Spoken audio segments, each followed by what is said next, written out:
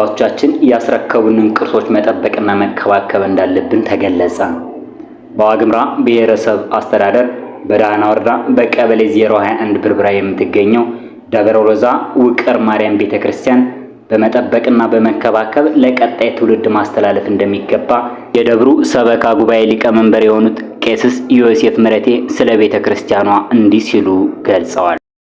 ደብረ ሎዛ ውቅር ማርያም በ515 የተመሰረተችው በአፄ ካሌብ ዘመነ መንግስት በ6ኛው መቶ ክፍለ ዘመን ታቦቷ እንዲመጣ ተደርጓ ወደዚህ ቦታ ቅድስት ደብረ ሎዛ እንግዲህ አመሰራረቷ በ515 አፄ ካሌብ በዘመኑ ሲታነጹ ከነበሩት አብያተ ክርስቲያናት እንደነ ውቅር መስቀሎ ክርስቶስ እንደነ ብልባላ ቂርቆስ አብራ በዛን ዘመን የተመሰረተች ቤተክርስቲያን ናት። ይቺ ቤተክርስቲያን እድሜ ጠገብነቷ ከ1581 ዓመተ ምህረት ነው። እንግዲህ ይቺ ቤተክርስቲያን እድሜ ጠገብነቷ እያለ ቤተክርስቲያኗ እንደሌሎች አብያተ ክርስቲያናት ቦታዋ ሳይጎበኝ ቦታዋ ሳይታይ ኖሯል። ግን ቤተክርስቲያኗ በዘመኑ የነበሩ አባቶች ይህን የእድሜ ስልጣኔውን ስላላወቁት ደብሯን አናሳይም በማለት ሸሽገው ኖረዋል። ግን አሁን በእኛ ዘመን ባሉት አባቶቻችን ስንረከብ ይቺን ቤተክርስቲያን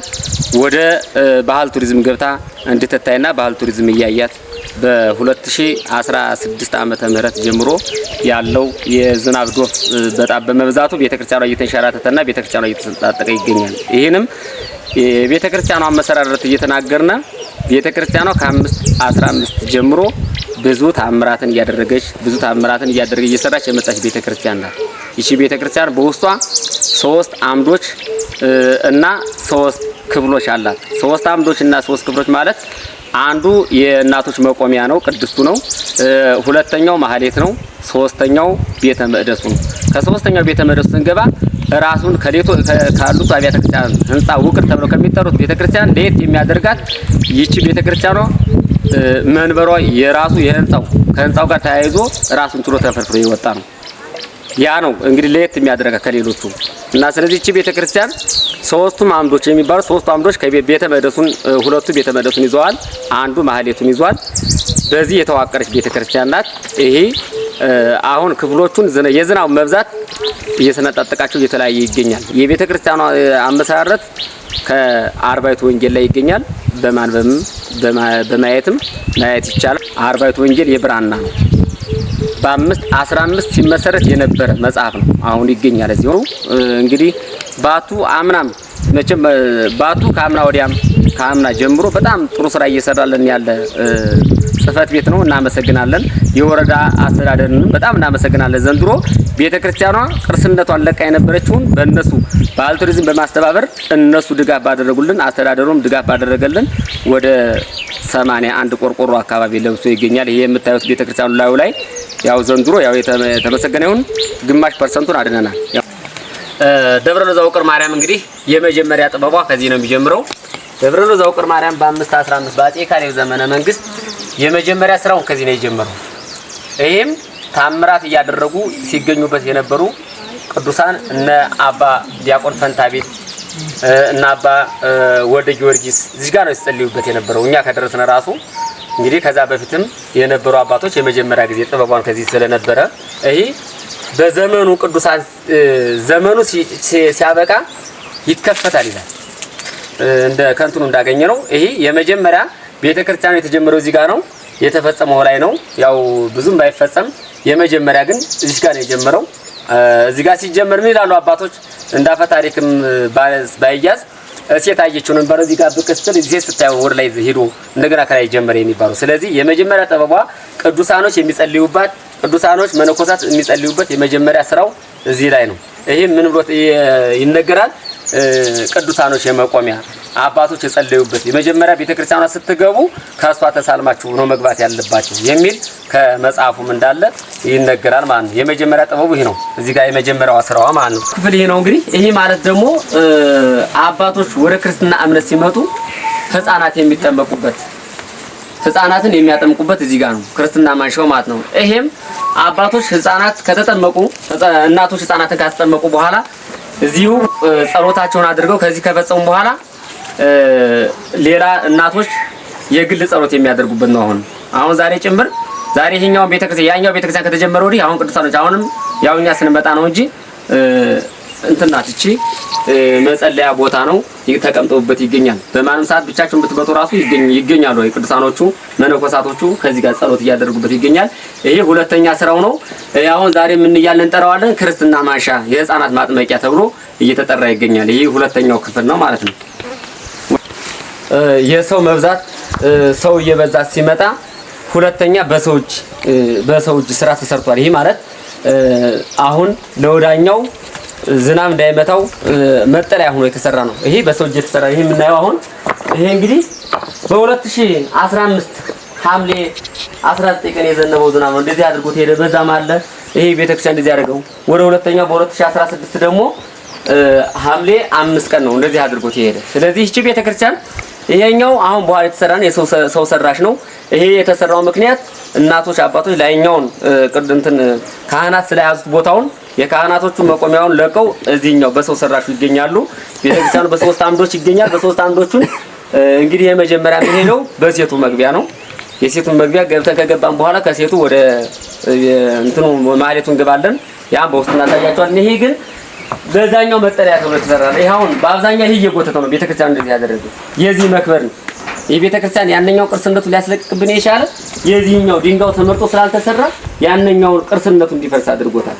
ይሄን ነገር በዘመናዊ ተሰርቶ ከታይ ድጋፍ ተሰጥቶት ራሱ ቅርስነቱ የወዳኛው ብቻ ይበቃል። መገልገያም ይሆናል፣ መጸለያም ይሆናል፣ ሁሉም ነገር ይሆናል። ይሄ የዚህ መክበር ነው። ይሄኛው ግን በዘመናዊ መንገድ ቢሰራ ባህላዊ ጥቶ በዘመናዊ መንገድ ቢሰራ ያው ቅርስነቱን ለወደፊት ለልጆቻችን እናስረክባለን ማለት ነው። ይህ ቤተክርስቲያን ግን ይሄኛው የጎዳው በአብዛኛው የጎዳው ይሄ ነው። ላይኛው ቤተክርስቲያኑ ላይም ስለተሰቀለ ማለት ነው። ወደ ክፍሉ እንገባለን። ደግሞ ቅዱሳን አባቶች ማህሌት የሚያገለግሉበት ቦታ ነው። ሁለተኛ ክፍል ነው። እንግዲህ ይሄ ማለት አሁን ዛሬ በዘመኑ ያሉ ካህናት እያገለገሉበት እናቶች በዚህ ገብተው ቁርባን የሚቀበሉበት ማለት ነው። ስለዚህ ይሄም አሁንም ተጎድቷል። ያኛው ከሴቶች መቆሚያ ጀምሮ የመጣው እንትን መስተንጠቅ ይሄው በዚህ መጥቷል። ይሄው በዚህ እንደዚህ አድርጎ ሄዷል። አሁን ዘንድሮ ይሄ አንዝቷል። ከዛኛው ደግሞ ይሄ አንዝቷል። መሃል ላይ የቀረ ሆኖ ነው መሰል ዘንድሮ አንዝቷል። ይሄም በተሮ ድጋፍ ሆይታቸው ይሄን ዋስ አንዳው ይሄው አንዳው በቀለ በዚህ ሆው እየገባ ካህናት እዚህ ቆሞ ነው የሚያድሩት። እንግዲህ ከዚህ ላይ ነው ካህናት የሚያገለግሉት። ማህሌት የሚቆሙት ሰዓታት የሚቆሙት እዚህ ላይ ነው። ይሄ ማህሌቱ ነው። እንግዲህ ወደ መጨረሻና ታሪካዊ ቦታው ለማሳየት ቦታ ደግሞ የእናቶች መነኮሳት ስጋው ደግሞ የሚቀበሉበት ለመለኮት የሚቀበሉበት እዚህ ጋር ነው። ይሄ ማለት እንግዲህ ቤተክርስቲያኑ በአንድ አምድ ነው የቆመው። ይሄኛው አምድ ነው፣ ወደ ውስጥ መግቢያቸው ነው፣ ውስጥ ላይ ተመቀቢያቸው ነው። ይሄ ግን ይቺ ቤተክርስቲያን የመጨረሻ ዘመን ሲደርስ ይከፈታል። ይኸው ያለ እንትን እንደ ቁልፍ ነገር የቆመ ድንጋይ አለ። ያው አይታይም ግን ይሄ አለ። ይሄ ቤተክርስቲያን ብዙ ታምራት የተደረገበት በዘመኑ እኛ ከደረስን በ2016 እናቶች እዚህ ቅዱሳን መስከረም 7 በ2017 እዚህ ጋር ቅዳሴ በሚያስቀድሱበት ሰዓት ነብር እዚህ ጋር ላይ ወልዳ ልጇ ከዚህ ቢያመልጥ አመልጦ ቢወርቅ ያ ሁሉ ህብረተሰብ ሳይነካ መልሶ ይዞ ዘርቋል። ይሄ የራሷ ታምራቷ ነው። የቤተክርስቲያኗ የእናታችን የቅድስት ድንግል ማርያም ታምራት ነው። ስለዚህ ይሄ ቤተክርስቲያን እንግዲህ በ2016 የውዩት በ2016 ይሄ ነው እንግዲህ ይሄ የተሰረጠቀው የጎርፍ ሲገባበት የተገኘው በ2016 ለ2017 የዘነበው ዝናብ በዚህ ሲፈልቅ ነበር፣ በዚህ ሲወጣ ነበር። በዚህ ይወጣ እዚህ ውሃ እየተቀዳ ስናወጣ ነበር። ግን በወረዳ ባህል ቱሪዝምም በወረዳ አስተዳደርም ባደረጉልን ጥረት ዘንድሮ ቤተክርስቲያኗ ያው በከፊል 15% ያው ድኖልናል እንላለን። ስለዚህ ይሄ ሲቀዳበት የነበረው ውሃው ድኗል። በቃ ይሄም አስቸኳይ ጥሪዋን እያስተላለፈ ቤተክርስቲያኗ አጋር ድርጅቶች ቢደግፏት አሁንም ቅርስነቷን ለልጅ እናስረክባለን ማለት ነው። ይሄ እነ የሚታዩት ቁልፍ ናቸው። በእንትኑ እንደታዘ እነዚህ ቁልፍ ናቸው። የቤተክርስቲያኑ ዘመኑ ሲደርስ ይከፈታል። እንደነ ቅዱስ ላሊበላ ሐዋርያት ቤተክርስቲያን እንደተከፈተው እንደዛ ማለት ነው። አሁንም በቀጣይ ይከፈታል ተብሎ ይጠበቃል ማለት ነው። በስተምስራቅ በኩል ያለው ቤተልሔም ተብሎ የሚጠራው ቦታ ነው። ቤተልሔም ካህናት ዲያቆናት ፍም የሚያፈሙበት ቦታ ማለት ነው። ስለዚህም እነ ዲያቆን ፈንታቤል እና አባ ገብረ ስላሴ የሚባሉ እዚሁ ነው ዲያቆን አባ ፈንታቤል ደመቀ ማለት የታሏን ተወላጅ የዚሁ የደብረ ዛው ቅር ማርያም ተወላጅ ነው። ከዚሁ እንደነበሩ ወዴት ይሄዱ አይታወቅም። ከዚሁ ተሰውረው የቀሩ ናቸው። እዚሁ በዘመኑ ወንድሞቻቸው እህቶቻቸው አሉ እዚሁ ቦታ ላይ እዚህ ቦታ እየጸለዩ እንደነበሩ ዲያቆን ናቸው። ቅዳሴ እንደነበሩ እዚህ ቀሩ። እዚሁ ተሰውረው ቀርተዋል። እና ይሄ ቦታው እንግዲህ በጣም ታሪከኛ ነው። ቅዱሳን እዚህ መጥተው ተሳልመው ተንከባለው ሲሄዱ ይፈወሳሉ። ፈውስ የሚሰጥ ትልቅ አምድና ቤተክርስቲያን ነው። ይሄም አሁን እንደምታዩት ይሄ ወልቆ ሊሄድ ነው። ይሄ ራሱን ችሎ ተሰነጣጥቆ ይገኛል። ይሄ ራሱን ችሎ ወደዛ ይሄድ ነው። ይሄ እንግዲህ የድሮ አባቶች ይኸው እቺን በባህላዊ ነው በዘመናዊ ሳይሆን በባህላዊ ነው ነለዋት። እቺ የቤተክርስቲያኗ የመዝጊያው መውጫ ማለት ነው። የመዝጊያው ወንዴ ማለት ነው። ወንዴውን እዚህ ያስገብተው ይዘጓት ነበር። ጥበቧ ከዚህ የተነሳ እኛ በዘመናችን ለልጆቻችን የምናስረክበው እንግዲህ ይሄንን ነው።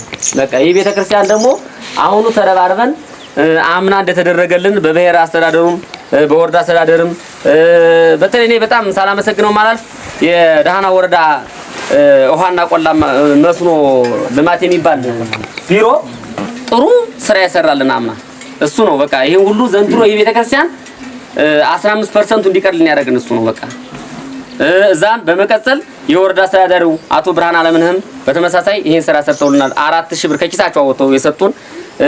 እዛም በመቀጠል የወረዳ ባህል ቱሪዝምም ይሄን ቤተክርስቲያኑ ከ81 ቆርቆሮ በላይ እነሱ በማስተባበር ያመጡልን እና ስለዚህ እናመሰግናለን።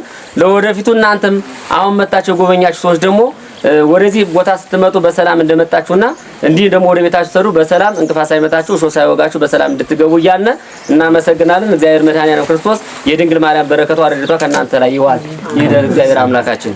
በመጨረሻም የደሃና ወረዳ ባህልና ቱሪዝም ጽሕፈት ቤት ኃላፊ የሆኑት አቶ ገብረ ኢየሱስ አበራው ስለ ቤተ ክርስቲያኗ እንዲህ ሲሉ ሐሳባቸውን ሰጥተዋል። ደብረ ዛቆ ቅር ማርያም ቅድም አባታችን እንደገለጹት በ515 ዓመተ ምህረት በአጼ ካሊብ ዘመነ መንግስት የተመሰረተች ቤተክርስቲያን ናት።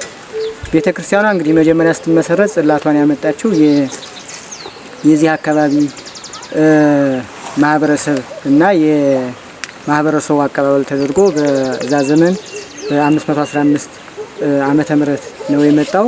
እንግዲህ ቤተክርስቲያኗ በሶስት ከአንድ ወጥ አለት ተፈልፍለው በሶስት ቋጥ በተሰሩ አለቶች የተሰራ ነው።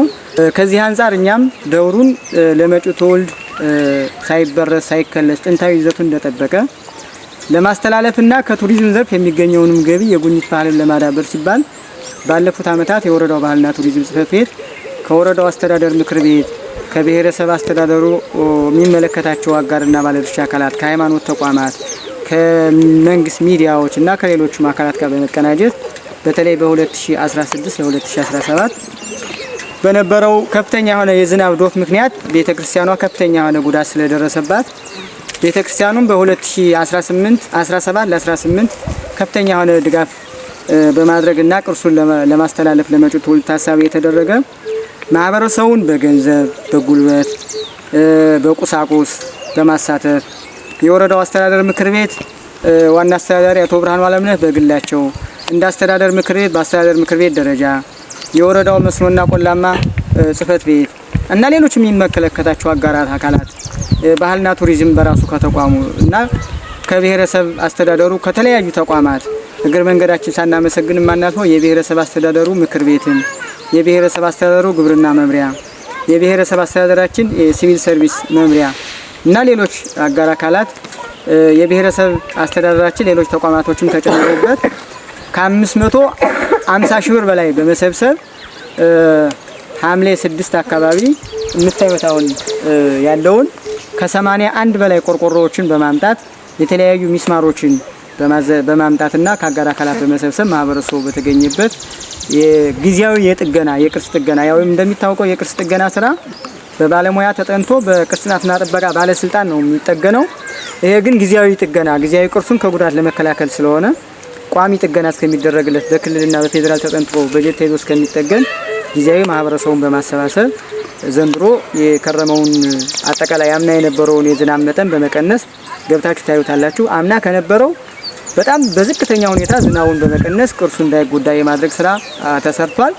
ወደፊትም ይሄን ቅርስ ለመጠበቅ ሌላኛው እንደ ባለሙያ ያስቀመጥነው ምክረ ሀሳብ እዚህ ከቤተ ክርስቲያኑ ወደ ላይ ያለው አካባቢ ከእንስሳትና ከሰው ንክኪ ነፃ እንዲሆን በደኖች በተለይ በአገር በቀል ደኖች እንዲሸፈን የማድረግ እና አጠቃላይ ቅጥር ግቢውን የተፈጥሮ ሀብት ስራ የመስራት የመከለል የመጠበቅ ስራ አንዱ የትኩረት ማዕከላችን ነው። በዚህ አመት ተጀምሯል። ወደፊት ተጠናክሮ የሚሰራ ይሆናል። ሌላኛው እንግዲህ ዘንድሮ የጀመርነውን የማህበረሰቡን አሳትፎ ቅርስን የመጠገን ስራ በ2018 በጀት አመትም የተቋማችን አንዱ የትኩረት ማዕከል ስለሆነ ቀጣይም ደብረ ሮዛ ውቅር ማርያም አሁን የምታዩት የተወሰነ የሚያፈስ የቀረው ስላለ እሱ በዘላቂነት እንዲጠበቅ እና ዘላቂ ጥገና እስከሚደረግለት ማህበረሰቡን በማሳተፍ ከመንግስታዊ ከሆኑ መንግስታዊ ካልሆኑ አካላትም ሀብት በማፈላለግ የቅርስ ጥበቃና እንክብካቤ ስራችን ቀጣይነት ያለው እንደሚሆን በዚሁ ለመግለጽ እንወዳለን።